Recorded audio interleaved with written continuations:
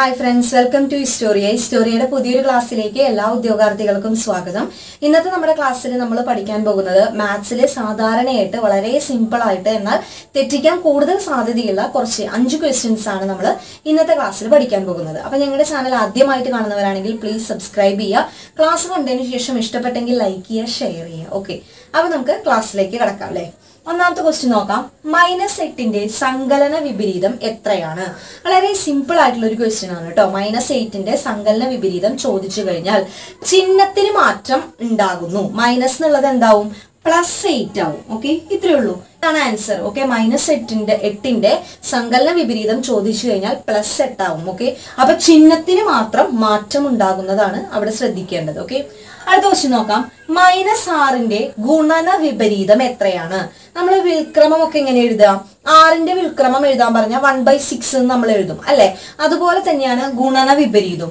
-6ന്റെ ഗുണന വിപരീതം എഴുതാൻ പറഞ്ഞു കഴിഞ്ഞാൽ 1/6 എഴുതാം, ചിഹ്നം അതുപോലെ തന്നെ നമുക്ക് ഇങ്ങോട്ട് എടുത്തെഴുതാം.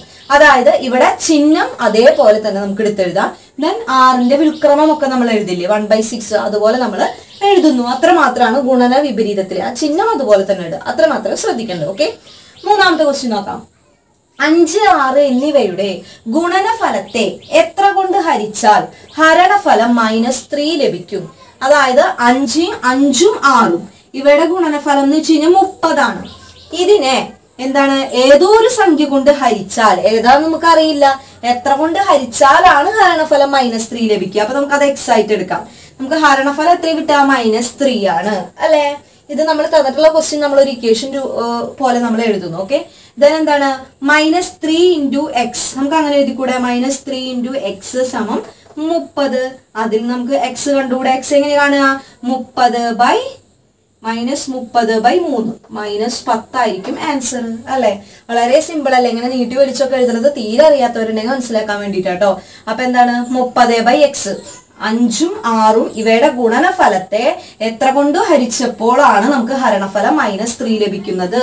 അപ്പൊ എന്താണ് 30/x = -3 എന്ന് എഴുതുന്നു. -3 × x -3x, ദെൻ 30/3. അപ്പൊ നമുക്ക് എത്ര കിട്ടുക? -10 ആണ് ആൻസർ കിട്ടുക. ഇനി നമുക്ക് അടുത്ത ക്വസ്റ്റ്യൻ നോക്കാം. അടുത്ത ക്വസ്റ്റ്യൻ നോക്കിയേ. 103,589 എന്ന സംഖ്യയിൽ 3ന്റെ സ്ഥാനവിലയും മുഖവിലയും തമ്മിലുള്ള വ്യത്യാസം എന്താണ്?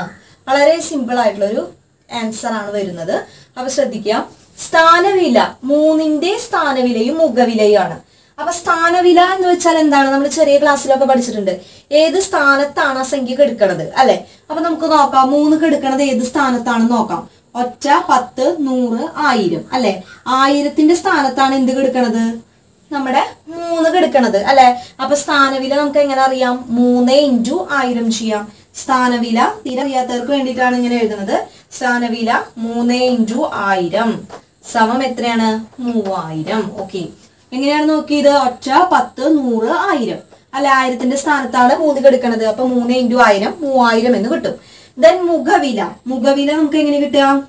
ഏത് സംഖ്യയുടെ മുഖവിലയാണോ കാണാൻ പറഞ്ഞിട്ടുള്ളത് അത് തന്നെയാണ് അതിന്റെ മുഖവില. 3ന്റെ മുഖവില എത്രയാണെന്ന് ചോദിച്ചാൽ 3 തന്നെയാണ് കേട്ടോ. അപ്പൊ അതേ സംഖ്യ തന്നെയായിരിക്കും. മുഖവില എത്ര തന്നെയാണ്? 3 തന്നെയാണ് അല്ലെ. ഇനി വ്യത്യാസമാണ് ചോദിച്ചിട്ടുള്ളത്. അപ്പൊ വ്യത്യാസം എങ്ങനെ കാണുക? 3000 - 3 എത്ര കിട്ടുക? 2997 കിട്ടും.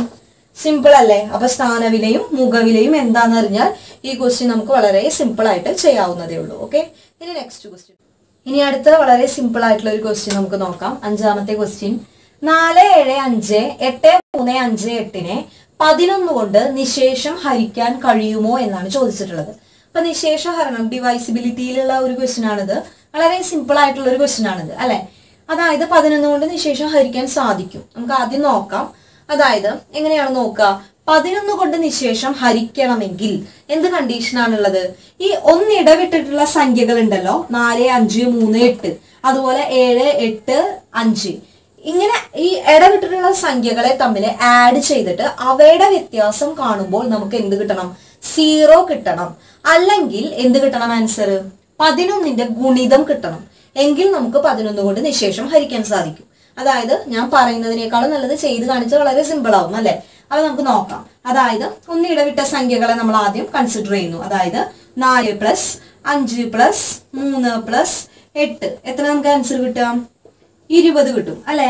അതുപോലെ ഈ സംഖ്യകൾ എടുക്കുന്നു 7, 8, 5. 7 പ്ലസ് 8 പ്ലസ് 5 എത്ര കിട്ടുക? 20 കിട്ടും. നമ്മുടെ കണ്ടീഷൻ എന്താണ്? ഈ രണ്ട് സംഖ്യകളെ ആദ്യം നമ്മൾ ഇവയുടെ തുക കണ്ടതിന് ശേഷം ഇവയുടെ വ്യത്യാസം കണ്ടു കഴിഞ്ഞാൽ നമുക്ക് എത്ര കിട്ടണം? 0 കിട്ടണം. അല്ലെങ്കിൽ ഈ കിട്ടുന്ന ആൻസർ എത്രയാവണം? 11ന്റെ ഗുണിതം ആകുമെങ്കിൽ അവയെ നിശേഷം ഹരിക്കാനായിട്ട് 11 കൊണ്ട് നിശേഷം ഹരിക്കാനായിട്ട് സാധിക്കും. ഓക്കെ, അപ്പൊ കഴിയും എന്നാണ് ആൻസർ അല്ലെ. നമുക്ക് 0 ആണ് കിട്ടിയത്. വ്യത്യാസം കണ്ടപ്പോൾ നമുക്ക് 0 കിട്ടി. നമ്മുടെ കണ്ടീഷൻ ഓക്കെ ആണ് അല്ലെ. അപ്പൊ നമുക്ക് ആൻസർ 0 ആണ് കിട്ടിയത് അല്ലെ. അപ്പോൾ ഓർത്ത് വെക്കുക, വളരെ സിമ്പിൾ ആയിട്ടുള്ളതാണ്. ഒന്ന് ഇടവിട്ട സംഖ്യകളെ തമ്മിൽ ആഡ് ചെയ്തതിന് ശേഷം അവയുടെ വ്യത്യാസം കാണുമ്പോൾ 0 കിട്ടണം, അല്ലെങ്കിൽ അത് 11ന്റെ ഗുണിതമാവണം. ഈ രണ്ട് കണ്ടീഷനാണ് 11 കൊണ്ട് നിശേഷം ഹരിക്കാനുള്ള വേണ്ട കണ്ടീഷൻ എന്ന് പറയുന്നത്. ഓക്കെ, അപ്പൊ നമ്മള് ഇന്നത്തെ ക്ലാസ്സിൽ വളരെ സിമ്പിൾ ആയിട്ടുള്ള എന്നാൽ തെറ്റിക്കാൻ സാധ്യതയുള്ള 5 പ്രധാനപ്പെട്ട സിമ്പിൾ ആയിട്ടുള്ള കണക്കുകളാണ് നമ്മൾ ഇന്നത്തെ ക്ലാസ്സിൽ പഠിച്ചത്. അടുത്ത ക്ലാസ്സിലെ പുതിയൊരു ടോപ്പിക്കായിട്ട് നമുക്ക് വീണ്ടും കാണാം. അതുവരെ എല്ലാവർക്കും